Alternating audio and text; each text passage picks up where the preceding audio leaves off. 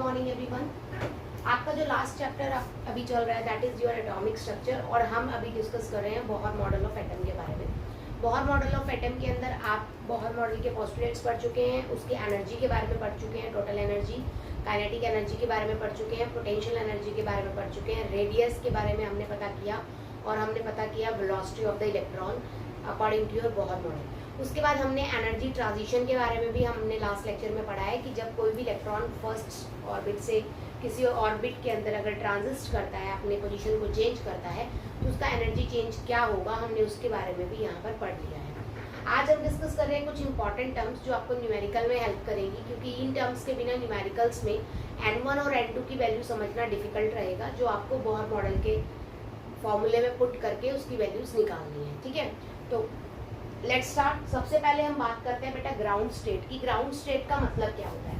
अगर मैं बात कर रही हूँ राजे न्यूक्लियस की, तो यहाँ पर आपका न्यूक्लियस है जो सबसे फर्स्ट शेल होगा, जैसे दिस इज योर न्यूक्लियस, और इसके बाद ये फर्स्ट है जिसकी वैल्यू होती है K, then L, then M। इस तरह से आपके चलते चले जाते हैं। मैंने ऑर्बिट का नाम लिया है, तो यहाँ पर आप लिखेंगे क्या? This is first, this is second और दिस इज थर्ड। तो ये जो फर्स्ट ऑर्बिट है, आपका जो फर्स्ट ऑर्बिट है, इसको हम बोलते हैं ग्राउंड स्टेट। इसे हम क्या बोलते हैं बेटा जी? Ground state. तो यहाँ पर n की वैल्यू आपके लिए क्लियर होगी, हमेशा क्या रहेगी? 1 रहेगी। तो सबसे कम एनर्जी होगी इसकी। कैसे कम होगी बेटा? मैंने आपको बात बताई थी कि अगर आप मैं इनको एनर्जी लेवल्स मानती हूँ, this is my first, second, third, fourth और फिफ्थ, तो मैंने आपको बताया था कि जैसे जैसे आप ऊपर चलते जा रहे हैं, यहाँ पर एनर्जी क्या होगी? सबसे कम, सेकेंड वाले में उससे ज़्यादा, थर्ड में उससे ज़्यादा, फोर्थ में उससे ज़्यादा, फिफ्थ में उससे ज़्यादा। इसका रीज़न भी मैं आपको बता चुकी हूँ कि एनर्जी का जो फॉर्मूला है, एनर्जी ऑफ एन इलेक्ट्रॉन, वो किसके इक्वल होता है? -ZE²/2R। तो आपको दिख रहा है, अगर नॉर्मल मैं माइनस को छोड़ दूँ तो energy is inversely proportional to radius. तो रेडियस अगर बढ़ेगी तो एनर्जी को क्या होना चाहिए? घटना चाहिए। लेकिन बेटा क्योंकि वैल्यू माइनस में है, तो एक्चुअलिटी में मैग्नीट्यूड घटता है, तो माइनस की वजह से एनर्जी क्या हो जाती है? बढ़ जाती है। और यही चीज़ मैं आपको बता चुकी हूँ कि मैक्सिमम एनर्जी इन्फिनिटी पे रहेगी, दैट इज 0। तो जैसे जैसे आप शेल्स में इंक्रीज करते चले जाते हैं, आपके ऑर्बिट्स में इंक्रीज करते चले जाएंगे, आप ट्रांजिस्ट होते चले जाएंगे, आपकी एनर्जी क्या होती चली जाती है? बढ़ती चली जाती है। ठीक है, तो मैं आपकी बात कर रही थी बेटा ग्राउंड स्टेट की। तो ग्राउंड स्टेट की अगर मैं बात करूं दैट इज E1, मतलब बात कर रही हूँ n = 1 की। अगर n = 1 पे आप एनर्जी निकालेंगे तो वो क्या होगी बेटा? E1 होगी। और एनर्जी वो हमेशा क्या होगी बेटा? लोवेस्ट एनर्जी होगी। इसीलिए मैंने बोला है कि ये लोवेस्ट एनर्जी स्टेट है। क्लियर हुई मेरी बात? क्योंकि हमने ये पढ़ा है कि सबसे नीचे एनर्जी सबसे कम होती है, और जैसे जैसे आप न्यूक्लियस से दूर चलते चले जाते हैं, एनर्जी बढ़ती चली जाती है। तो आपकी n = 1 पे एनर्जी क्या रहेगी? बिल्कुल कम रहेगी, दैट इज मिनिमम रहेगी। तो ये जो मिनिमम अमाउंट ऑफ एनर्जी की जो स्टेट होती है, वो लेवल जिसपे एनर्जी सबसे कम होगी, उस लेवल को हम क्या बोलेंगे बेटा? Ground state. क्लियर होगी मेरी बात? अब आपको एनर्जी के लिए मैंने फॉर्मूला बता रखा था। क्या बता रखा है? -13.6 Z² में n² बेटा बता रखा है। अब n की वैल्यू क्या है बेटा? ग्राउंड स्टेट के लिए 1 है। तो यहाँ पर आप n की जगह अगर 1 का स्क्वायर पुट करेंगे तो वैल्यू आएगी 13.6 × Z²। किस चीज में यूनिट क्या होगी बच्चा? इलेक्ट्रॉन वोल्ट पर एटम। क्लियर होगी मेरी बात? अब यहीं से मैं आपको कह रही हूँ कि H पॉजिटिव के लिए मुझे निकालिए। पॉसिबल है क्या? नहीं है पॉसिबल। क्यों नहीं है? क्योंकि आपकी ये सारी टर्म्स या ये फॉर्मूला ऑफ एनर्जी क्या है? बोहर फॉर्मूला है, और बोहर फॉर्मूला उस एलिमेंट के लिए एप्लीकेबल होता है जिसमें 1 इलेक्ट्रॉन हो। बेटा हाइड्रोजन में से 1 इलेक्ट्रॉन निकाल दिया तो हाइड्रोजन के पास इलेक्ट्रॉन बचे ही नहीं। जब उसके पास इलेक्ट्रॉन ही नहीं बचे तो क्या उसके लिए फॉर्मूला एप्लीकेबल है? नहीं। तो अगर आपको लगाना है तो आप किसके लिए निकाल सकते हैं? हाइड्रोजन के लिए निकाल सकते हैं। हाइड्रोजन का एटॉमिक नंबर कितना होता है बेटा? Z की वैल्यू 1। तो आप पुट करेंगे 13.6 × 1 का स्क्वायर, कितना आ जाएगा? 13.6 इलेक्ट्रॉन पर एटम। क्लियर होगी मेरी बात यहाँ तक? ठीक है, पर एटम। डन है बच्चा यहाँ तक? दूसरी चीज मैं बात करूं, अगर मुझे बात करनी है He पॉजिटिव के लिए निकालना है, अगर मैं बात कर रही हूँ फॉर He पॉजिटिव के लिए Z की वैल्यू कितनी हो जाएगी बेटा? 2। तो एनर्जी कितनी आ जाएगी 13.6 इंटू में 2 का स्क्वायर इलेक्ट्रॉन वोल्ट पर एटम। तो ये आप कैलकुलेट कर लीजिएगा 13.6 इंटू में 4, ठीक है। तो दैट इज मतलब ये आपको सीधा सीधा क्या बता रहा है, एनर्जीज के बारे में बता रहा है। तो ग्राउंड स्टेट के अंदर n की वैल्यू फिक्स है, दैट इज 1, ठीक है। जैसे फॉर एग्जाम्पल मैंने आपको क्वेश्चन दे दिया यहाँ पर एक, calculate energy for Be+3 ion in ground state. अब यहाँ पर इंपॉर्टेंट क्या है बेटा, उसने एनर्जी पूछी है किसमें, ग्राउंड स्टेट में। आपके पास एनर्जी का फॉर्मूला फिक्स है -13.6 Z²/n², ठीक है। यहाँ पर Z की वैल्यू बेरिलियम के लिए 4 है राजे, ठीक है। अगर आपको N की वैल्यू नहीं पता, क्योंकि इसने तो दे ही नहीं रखी, तो आप क्वेश्चन नहीं निकाल पाएंगे। लेकिन इसने आपको क्या दिया है बेटा, ग्राउंड स्टेट। तो ग्राउंड स्टेट के लिए N की वैल्यू कितनी हो जाएगी 1। आप वैल्यू पुट करेंगे E = -13.6 इंटू में Z दैट इज 4 का स्क्वायर डिवाइडेड बाय में 1 का स्क्वायर। आप इसे सॉल्व कर लीजिएगा, you will get a answer, ठीक है। तो इस तरह से आप किसी भी एलिमेंट की ग्राउंड स्टेट की वैल्यू को क्या कर सकते हैं, आप आसानी से निकाल सकते हैं। सेम फॉर्मूला एप्लीकेबल है राजे, कि अगर आपको डायरेक्ट निकालनी हो तो आपको, अगर यहाँ करा रही हूँ मैं, जैसे डायरेक्ट अगर आपको निकालनी हो यहीं से, तो energy of ground state of hydrogen आपको पता है कितनी है बेटा, -13.6 इंटू में आप क्या करेंगे, एटॉमिक नंबर दैट इज 4 का स्क्वायर। मतलब आप कह सकते हैं कि मैंने यूज किया energy of hydrogen eight ground state into में क्या किया बेटा, एटॉमिक नंबर का स्क्वायर। क्लियर है। तो डायरेक्ट आप किसी भी एटम के लिए निकाल सकते हैं अगर आप हाइड्रोजन की जानते हैं तो। इज दैट क्लियर, कोई डाउट तो नहीं बेटा, ठीक है। तो this is all about your ground state. अच्छे से आपको क्लियर हो गया होगा। आगे देखते हैं राजी, ठीक है। तो यहाँ तक देख लीजिए। नेक्स्ट आप देखते हैं एक्साइटेड स्टेट। एक्साइटेड स्टेट का मतलब क्या है बेटा, जैसे आपके पास यहाँ पर हम एक्सप्लेन कर रहे हैं, तो ये आपका क्या है, n = 1। n = 1 को आपने बोला ground state that is GS, इसको GS से भी दिखा सकते हैं, ठीक है। तो उसके अलावा n = 1 के अलावा जितने भी शेल्स होते हैं वो सभी कहलाते हैं एक्साइटेड स्टेट। क्या कहलाते हैं, एक्साइटेड स्टेट। एक चीज क्लियर करना, आपको इलेक्ट्रॉन को निकाल के एटम से बाहर नहीं लेके जाना है। इलेक्ट्रॉन को या तो आपको सेकेंड लेवल पे पहुंचाना है, या थर्ड पे, या फोर्थ पे, या इनफाइनाइट नंबर ऑफ लेवल्स पे पहुंचाना है। क्योंकि अगर आप इलेक्ट्रॉन को उठा के एटम से ही बाहर ले जाओगे तो वो क्या कहलाएगी, आयोनाइजेशन एंथैल्पी। वो क्या कहलाती है, आयोनाइजेशन एंथैल्पी। तो दिस इज इम्पोर्टेंट कि आपको N1 की वैल्यू 1 ही रखनी है ग्राउंड स्टेट से। इलेक्ट्रॉन को कहाँ पहुंचाना है, एक्साइटेड स्टेट में। मतलब कि N2 की वैल्यू 2, 3, 4, 5 कुछ भी हो सकती है, बट वो इंफिनिटी नहीं होगी। क्लियर होगी मेरी बात, ठीक है। तो यहाँ पर आपको ये चीज फिक्स रखनी है कि N1 की वैल्यू हमेशा क्या रहेगी बच्चा, 1। आपको इलेक्ट्रॉन को कहाँ से लेके जाना है, ग्राउंड स्टेट से। और N2 की वैल्यू क्या होगी बेटा, 2, 3, 4 कुछ भी हो सकती है, बट इंफिनिटी नहीं होगी। ये बात याद रखिएगा, क्योंकि इंफिनिटी पे तो मतलब ये चलते हुए इंफिनिटी नंबर ऑफ शेल्स पे हो सकती है, बट इनफाइनाइट डिस्टेंस पे नहीं लेके जाना। क्लियर होगी मेरी बात, कोई डाउट तो नहीं है, ठीक है। तो अगर मैं बात करूं इसमें फर्स्ट एक्साइटेड स्टेट, जिसको कई बार FES के नाम से डिनोट करते हैं, second excited state SES, third excited state CES, या nth एक्साइटेड स्टेट है तो nth एक्साइटेड स्टेट, ठीक है। ES से इसको डिनोट किया जाता है। फर्स्ट एक्साइटेड स्टेट कौन सी होगी, अगर मैं क्वेश्चन दे दूं कैलकुलेट द एनर्जी, यहीं पर देखिए क्वेश्चन, इसी में थोड़ा सा आपको समझ आएगा मैं क्या कह रही हूं। कैलकुलेट द एनर्जी चेंज, या एनर्जी रिक्वायर्ड भी कह सकते हो आप, एनर्जी रिक्वायर्ड ले लीजिए, to excite the electron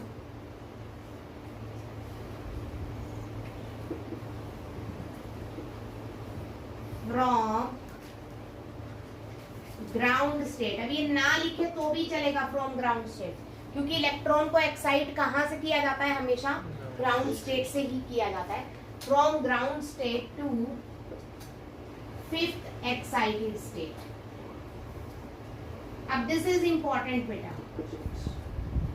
ground state से लेके जाना है तो N1 की वैल्यू क्या रहेगी हमेशा यहाँ पर 1, और N2 की वैल्यू क्या रहेगी। ध्यान दीजिए बेटा, प्लीज इधर देखिए, आप फर्स्ट से सेकंड पे गए, फर्स्ट से सेकंड पे गए तो सेकंड क्या कहलाया, फर्स्ट एक्साइटेड स्टेट। आप फर्स्ट से थर्ड पे गए तो थर्ड क्या कहलाएगा, फोर्थ, सॉरी फर्स्ट से आप किस पे गए, थर्ड पे गए तो आपका क्या कहलाएगा, सेकंड एक्साइटेड स्टेट, दूसरी नंबर की है। इसी तरह से फर्स्ट से आप फोर्थ पे गएंगे तो थर्ड एक्साइटेड स्टेट। मतलब फर्स्ट पे तो आप हैं ही, अगर आपको किसी भी एक्साइटेड स्टेट में जाना है तो आपको उस नंबर, उस एक्साइटेड स्टेट के नंबर में एक प्लस करके चलना पड़ेगा। तो इसका मतलब N2 की वैल्यू यहाँ पर कितनी है बेटा, 6 है। क्लियर होगी मेरी बात। अब delta E is equal to, आप पढ़ चुके हैं, -13.6 इंटू जेड स्क्वायर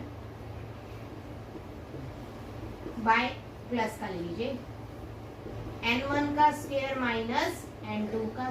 क्लियर होगी मेरी बात बेटा। तो यहाँ पर आप बहुत आसानी से पुट कर सकते हैं, calculate the energy required to excite the electron from ground state to fifth excited state of Li positive ion. मैंने ये भी दे दिया। तो ध्यान दीजिए, क्वेश्चन के अंदर ग्राउंड स्टेट से करना है तो N1 की वैल्यू कितनी हो जाएगी बेटा, 1। फिफ्थ एक्साइटेड स्टेट है तो N2 की वैल्यू कितनी हो जाएगी, 6।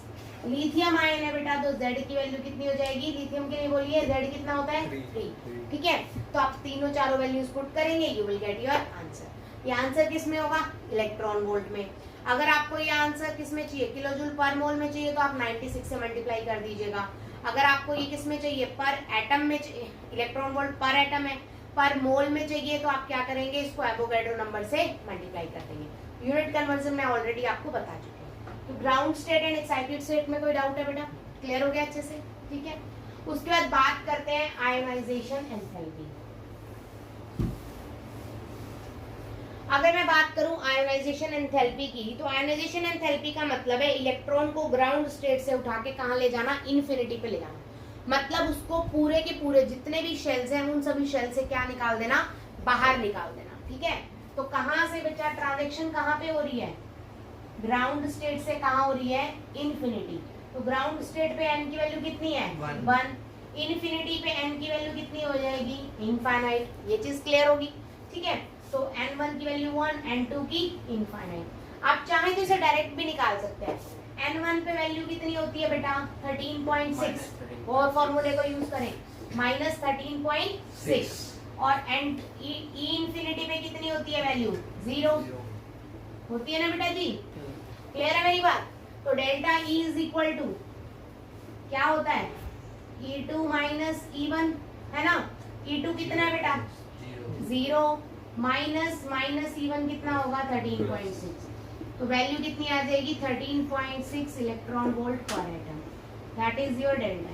बात समझ आई बेटा जी, ठीक है। तो आप इसको डायरेक्ट भी यूज कर सकते हैं, जो कि बहुत आसान रहेगा आपके लिए, या फिर आप सेम फॉर्मूले में पुट कीजिए। E की वैल्यू रखिए बेटा -13.6 इंटू जेड स्क्वायर बाय में n1 का square, -13.6 into Z square bye में इन्फिनिटी का स्क्वायर। ठीक है, वैल्यूज पुट करके तब निकालिए, आंसर सेम आएगा। आपकी मर्जी, आप लॉन्ग फॉर्मूला यूज करना चाहते हैं, शॉर्ट अप यूज करना चाहते हैं। ठीक है, तो इस टाइप के क्वेश्चंस आपको यहाँ पे करने हैं। तो आयनाइजेशन एंथैल्पी की वैल्यू क्या आएगी, जरा तो थोड़ा सा कन्वर्ट करते हैं, फिर एक न्यूमेरिकल लेंगे। एक short formula of ionization enthalpy check करते हैं। देखिए बेटा, मैंने बोला delta E is equal to कितना है, E2 माइनस E1 है बेटा। ठीक है, E2 यहाँ पर इन्फिनिटी दे रखा है ना।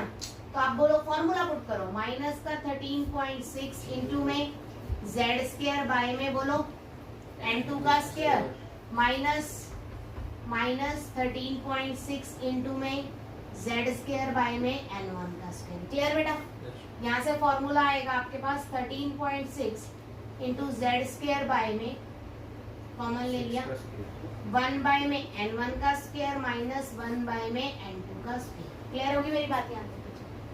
N1 की वैल्यू हमेशा क्या है बेटा 1 ग्राउंड स्टेट से होगी। N1 की वैल्यू क्या होगी ग्राउंड स्टेट से। N2 की वैल्यू क्या होगी बेटा यहाँ पर इन्फिनिटी। तो फॉर्मूला देखेंगे क्या बनेगा 13.6 z स्क्वायर इंटू में बोलो 1/1 का स्क्वायर अपॉन 1/इन्फिनिटी का स्क्वायर। क्लियर बेटा 1/इन्फिनिटी ऑटोमेटिकली क्या हो जाएगा 0। तो आ गया 13.6 इंटू जेड स्क्वायर 1/1 माइनस 0। तो वैल्यू आ गई 13.6 इंटू जेड स्क्वायर।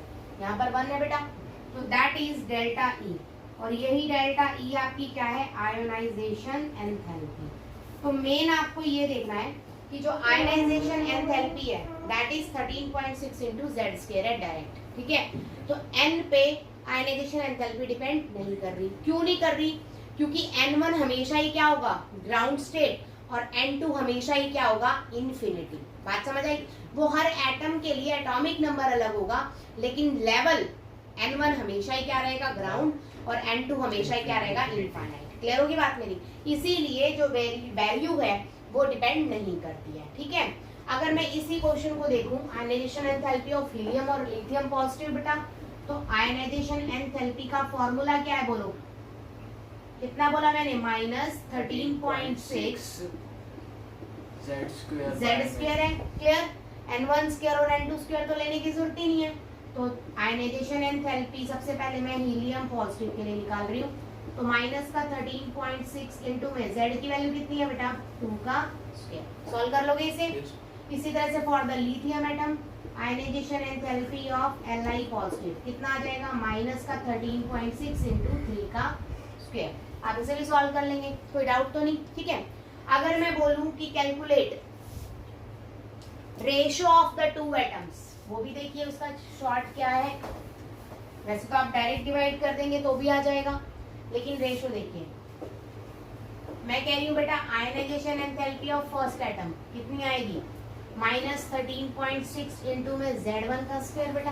ठीक है इसी तरह से सेकंड के लिए आयनाइजेशन एंथैल्पी ऑफ 2 कितनी आएगी -13.6 इंटू में Z2 का स्क्वायर।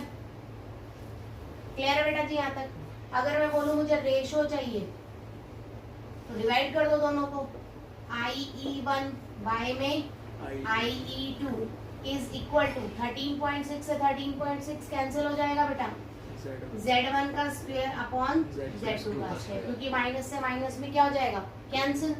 तो एक्चुअलिटी में रेशियो सिर्फ किस पे डिपेंड करेगी atomic number. Let us take an question calculate the ratio of the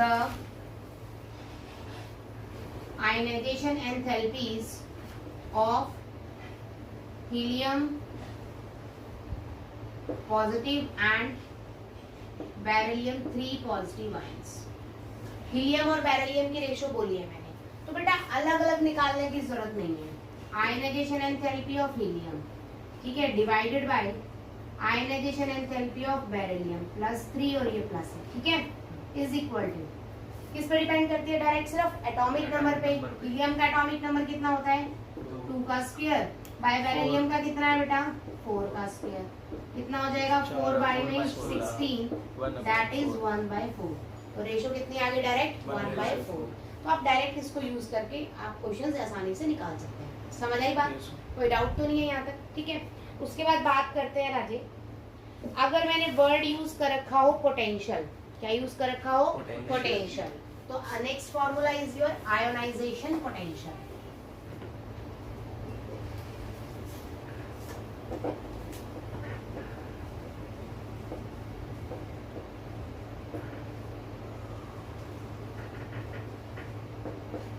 तो मुझे एक बात बताओ बेटा आयोनाइजेशन एनर्जी हमेशा मैग्नीट्यूड में इक्वल होती है आयोनाइजेशन पोटेंशियल की।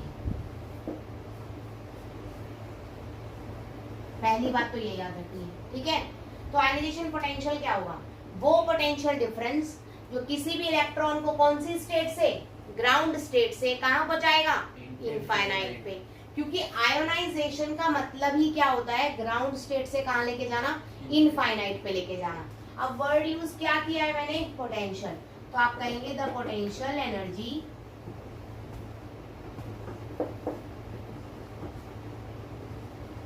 required to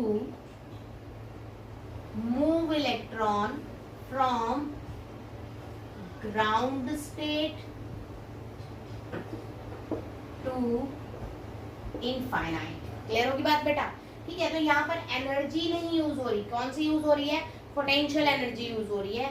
तो एक चीज जो फर्क आएगी वो क्या होगी बेटा? आयोनाइजेशन एनर्जी की यूनिट हमने लिखी थी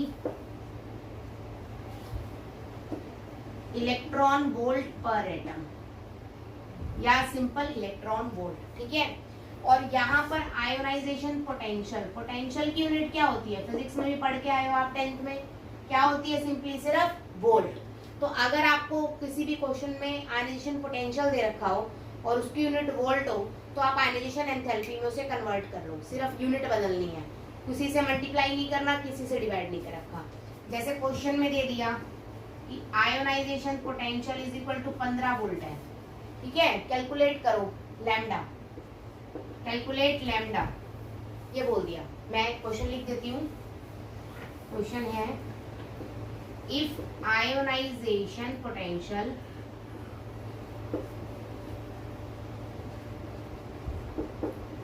is 15 volt, calculate the wavelength used for this transition। अब बेटा क्वेश्चन देखने में ना बहुत अजीब सा लग रहा है कि पता नहीं क्या होगा, पर बहुत आसान है, बहुत इजी है।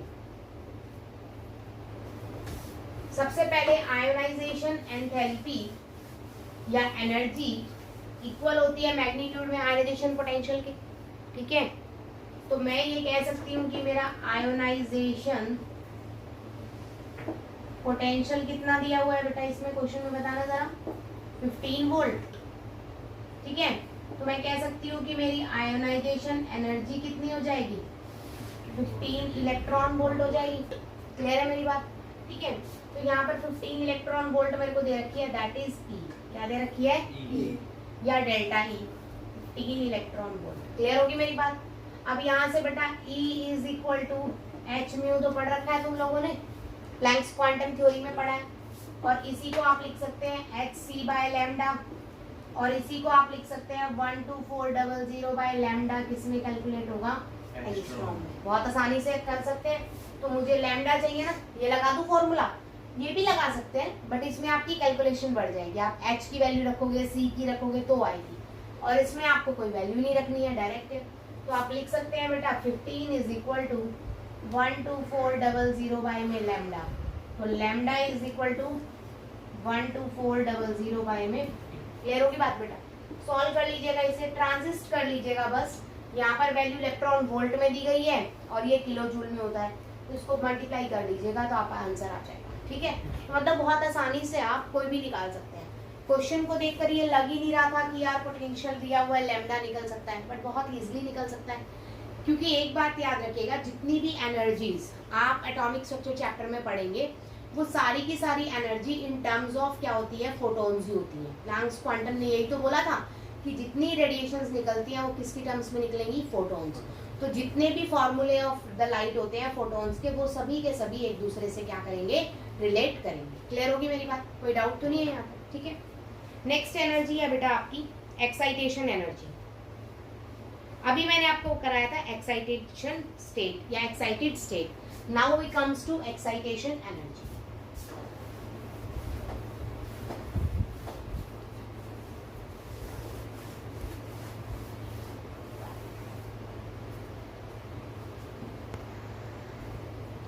Next is your excitation energy बेटा, इसको आप डिनोट करेंगे ई से, दैट इज एक्साइटेशन एनर्जी। है ये भी एनर्जी बेटा।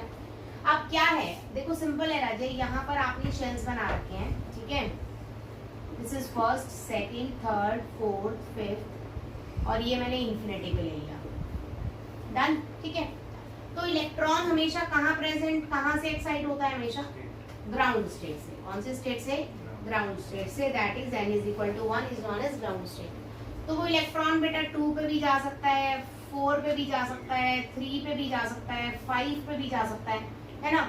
लेकिन एक चीज क्लियर हो कि वो इलेक्ट्रॉन इनफाइनाइट पे नहीं जाएगा। क्यों? क्योंकि यही चीज समझनी है बेटा आपको। मैंने आयोनाइजेशन एनर्जी में इलेक्ट्रॉन को 1 से कहाँ पहुंचाया था? इनफाइनाइट पे। तो अगर आप इलेक्ट्रॉन को 1 से इनफाइनाइट पे पहुंचा देते हो तो वो एनर्जी कौन सी एनर्जी कहलाती है? Ionization enthalpy, ionization energy. तो सिंपल सी बात है कि एक्साइट होने का मतलब है इलेक्ट्रॉन एक एनर्जी लेवल से, कौन से? ग्राउंड स्टेट से, ग्राउंड स्टेट से किसी भी लेवल पर जाएगा लेकिन इनफाइनाइट पर नहीं जाएगा। क्योंकि अगर इलेक्ट्रॉन ग्राउंड लेवल से इनफाइनाइट पे चला गया तो वो कौन सी एनर्जी, ये इसमें कौन सी कहलाएगी बेटा? ये कौन सी हो जाएगी? आयनाइजेशन एंथैल्पी या एनर्जी। और ये सारे ट्रांजिशन आपको क्या देंगे? About excitation energy. क्लियर होगी बात मेरी? अब यहाँ पर एक छोटी सी बात और समझेंगे। First excitation energy, second excitation energy का मतलब क्या है? मैंने जैसे आपको स्टेट समझाया था सेम एज इट इज बेटा, फर्स्ट, सेकेंड, थर्ड, फोर्थ। देखिए बेटा, फर्स्ट से आपका कहाँ गया इलेक्ट्रॉन? 2 पे। नेक्स्ट मैंने फर्स्ट से कहाँ पहुंचा दिया? 3 पे। फर्स्ट से 4 पे। ध्यान से देखिए बेटा, फर्स्ट से 2 पे गया है, मतलब 1 से 2 पे गया है, तो कौन सी एनर्जी होगी ये? First excitation energy, that is FeE। ठीक है। फर्स्ट से थर्ड पे गया तो क्या कहलाएगी? Second ionization excitation energy. इसी तरह से फर्स्ट से 4 पे गया तो क्या कहलाएगी? Third excitation energy. बात समझ आई बेटा? तो यहाँ पर फर्स्ट एक्साइटेशन एनर्जी के लिए N1 की वैल्यू कितनी है? 1, और N2 की वैल्यू कितनी है बेटा? 2। ठीक है। सेकंड एक्साइटेशन एनर्जी के लिए N1 की वैल्यू तो वही 1 रहेगी, N2 कितना हो जाएगा बेटा? 3 हो जाएगा। बात समझ आई? इसी तरह से बेटा थर्ड एक्साइटेशन एनर्जी की बात अगर हम करें तो N1 की वैल्यू तो वही 1 रहेगी, N2 की वैल्यू कितनी हो जाएगी बेटा? 4 हो जाएगी। बात समझ आ गई? कोई डाउट तो नहीं है? क्लियर हुआ अच्छे से? ठीक है। तो आपको यही चीज याद रखनी है। जैसे मैंने बोल दिया, calculate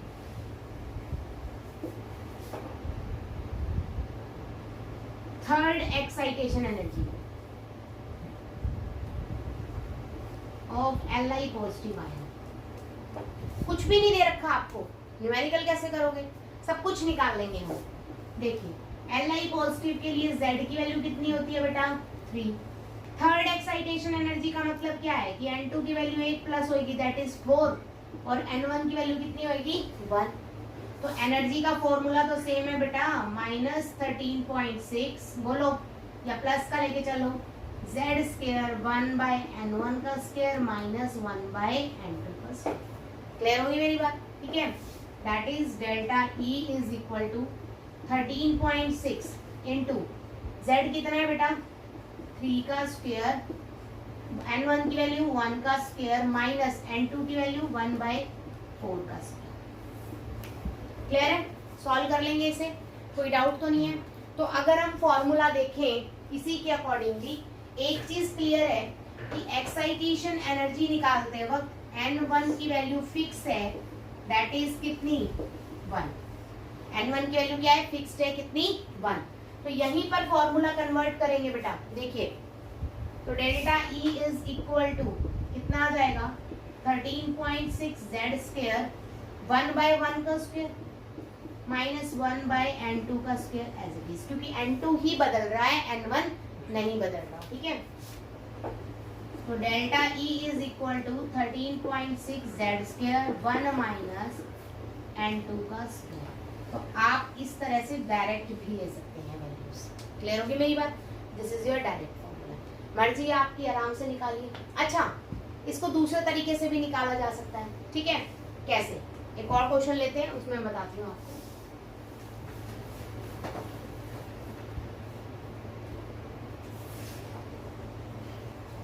calculate first excitation energy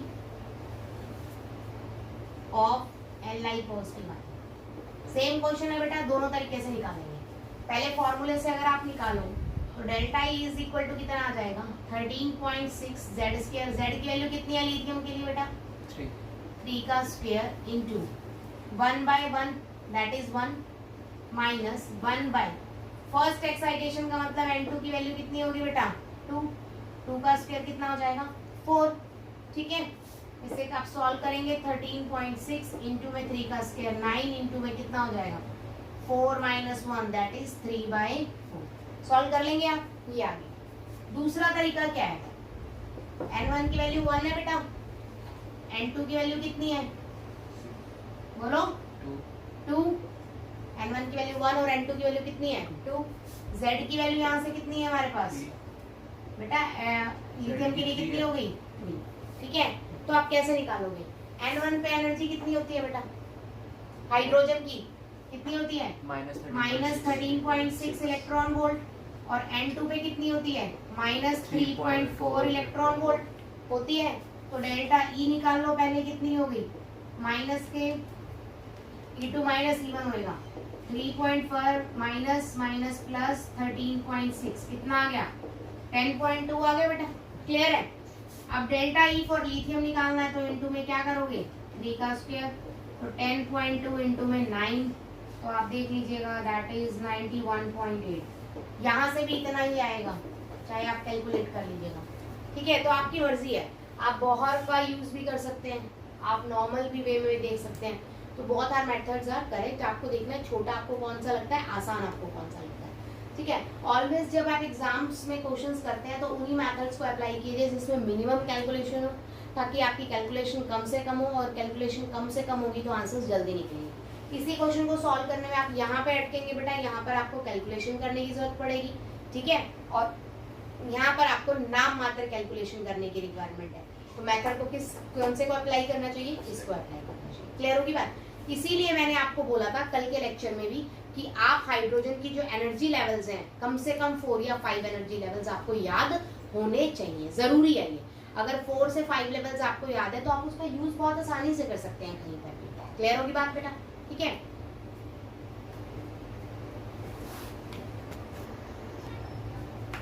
आपने अभी पढ़ा बेटा एक्साइटेशन एनर्जी के बारे में, मैंने उसमें आपको क्या बताया कि आपको एक्साइट करना है n1 से, हमेशा n1 की वैल्यू क्या रहेगी 1, और n2 की वैल्यू क्या रहेगी बेटा 2, 3, 4 कुछ भी हो सकती है, लेकिन इंफिनिटी नहीं होगी।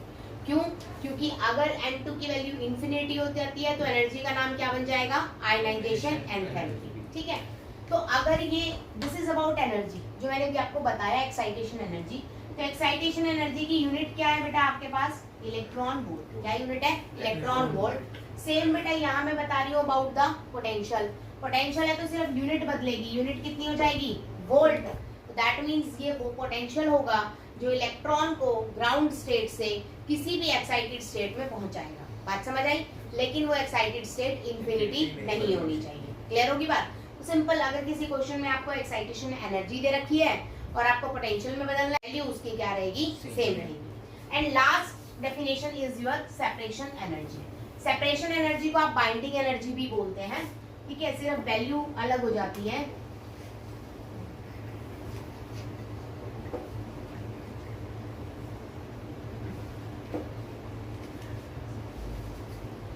सेपरेशन एनर्जी बच्चे डायग्राम से समझाना आसान है, मैं डायग्राम से समझा रही हूँ, इससे आपको दिक्कत नहीं होगी। First, second, third, fourth, fifth. Separation energy का मतलब ही क्या है, सेपरेट करना है आपको इसको इंफिनिटी एनर्जी, ठीक है। क्या करना है, सेपरेट करना है, मतलब इलेक्ट्रॉन को एक लेवल से हटाना है। एक बात बताइए, कहाँ हटाना है, सेपरेट करना है ना, मतलब इलेक्ट्रॉन को किसी भी एटम से निकाल के अलग करना है। अगर एटम को निकाल के अलग करना है तो कहाँ लेके जाओगे इलेक्ट्रॉन को बेटा, इन्फिनिटी में, क्लियर। और अगर वो इलेक्ट्रॉन ग्राउंड लेवल से निकाला गया तो एनर्जी कौन सी कहलाएगी, आयनाइजेशन एंथैल्पी। इसका मतलब सेपरेशन एनर्जी में इलेक्ट्रॉन ग्राउंड स्टेट से नहीं निकाला जाता, क्लियर होगी बात, डिफरेंस क्लियर हुआ। दोबारा से समझिए, सेपरेशन एनर्जी का मतलब है इलेक्ट्रॉन को सेपरेट करना है, इलेक्ट्रॉन को अलग करना है। अलग करने का मतलब है इलेक्ट्रॉन को कहाँ लेके जाना है, इन्फिनिटी, इज दैट क्लियर। अगर इलेक्ट्रॉन को इन्फिनिटी लेके जाना है और अगर आप उसको फर्स्ट लेवल से लेके जाएंगे तो फर्स्ट लेवल का मतलब क्या हो जाएगा, आयनाइजेशन बन जाएगा, तो वो तो सेपरेशन है नहीं। इसका मतलब इलेक्ट्रॉन को सेकंड से इंफिनिटी ले जाना, थर्ड से इंफिनिटी, फोर्थ से, फिफ्थ से, किसी भी लेवल से क्या नहीं होना चाहिए, वन नहीं होना चाहिए, बात समझ आई, ग्राउंड स्टेट नहीं होना चाहिए। तो सेम बेटा सेकंड से इंफिनिटी जाएगा तो क्या कहलाएगी, फर्स्ट सेपरेशन एनर्जी। थर्ड से इंफिनिटी जाएगी तो सेकंड सेपरेशन एनर्जी, ठीक है। और फोर्थ से जाएगी तो क्या कहलाएगी, थर्ड सेपरेशन एनर्जी, ठीक है। क्लियर होगी मेरी बात, कोई डाउट तो नहीं है बेटा। तो दैट मीन्स यहाँ पर N1 की वैल्यू बोलो 1 नहीं होनी चाहिए, ठीक है। तो N1 की वैल्यू क्या हो सकती है बेटा, 2, 3, 4 कुछ भी हो सकती है, ठीक है। और N2 हमेशा ही क्या रहेगा, इन्फिनिटी। क्या रहेगा, इन्फिनिटी। तो हम यहाँ पर कैलकुलेट कर सकते हैं फॉर्मूला डेल्टा ई के लिए। Delta E is equal to, आपको पता है बेटा, E2 minus E1। Second stage कौन सी है, इन्फिनिटी। तो आप यहाँ पहले आप वैल्यू पुट करते हैं, 13.6 इंटू जेड स्क्वायर बाय में N2 का square minus, direct formula use करते हैं हम, डायरेक्ट यूज कीजिए बेटा, 13.6 into Z square 1 by N1 minus 1 by N2 का स्क्वायर। यही आती थी वैल्यूज आपकी डेल्टा ई की। तो पुट कर दीजिए 13.6 जेड स्क्वायर। N1 की वैल्यू बेटा कुछ भी हो सकती है, तो यहाँ पर मैं N1 का स्क्वायर रखती हूँ माइनस N2 की वैल्यू हमेशा ही क्या होगी, इन्फिनिटी। तो यहाँ इन्फिनिटी का स्क्वायर आ गया। तो बेटा 1 बाय इन्फिनिटी क्या हो जाएगा, 0। तो 13.6 जेड स्क्वायर क्या बचा, सिर्फ 1 बाय N1 का square, that is 13.6 Z square bye में N1 का स्क्वायर। तो ये जो सेपरेशन एनर्जी है बेटा आपकी, वो सिर्फ आपकी क्या है, किस पे डिपेंड करती है, अंदर वाले शेल्स पे डिपेंड करती है, बाहर वाले शेल पे डिपेंड नहीं करती। क्लियर होगी मेरी बात, ठीक है। तो अगर मैं आपको क्वेश्चन दे देती हूँ, calculate the separation energy, calculate separation energy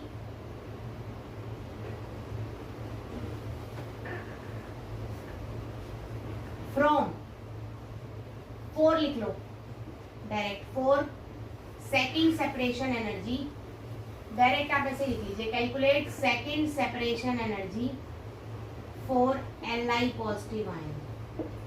अब बेटा यहाँ पर सेकंड सेपरेशन एनर्जी की बात कर रहा है, तो सेकंड सेपरेशन एनर्जी का मतलब N1 की वैल्यू कितनी हो जाएगी, 3, और N2 की वैल्यू कितनी हो जाएगी, इन्फिनिटी। तो यहाँ पर सिर्फ N1 की वैल्यू पुट करनी है, और Z क्या हो जाएगा, 3 का स्क्वायर। तो आप कैलकुलेट कर सकते हैं ना। तो separation energy is equal to कितनी होगी, 13.6 इंटू जेड कितना है बेटा, 3 का स्क्वायर बाय कौन सा है बेटा, N1 3 है, तो बाय में 3 का स्क्वायर, ये कैंसिल हो गई। तो आपकी वैल्यू क्या आ गई, सेपरेशन एनर्जी 13.6, ठीक है। तो यहाँ से आप different type of energies use कर सकते हैं। अब आपको मैंने क्यों बताई है, फॉर्मूले तो सारे ही सेम है बेटा, पूरे के पूरे सारे फॉर्मूले हमने एक ही लिए, दैट इज बोहर से रिलेटेड। मैंने आज का लेक्चर इसलिए लिया है ताकि आपको टर्म्स के बारे में पता चले, मतलब वो बोल क्या रहा है।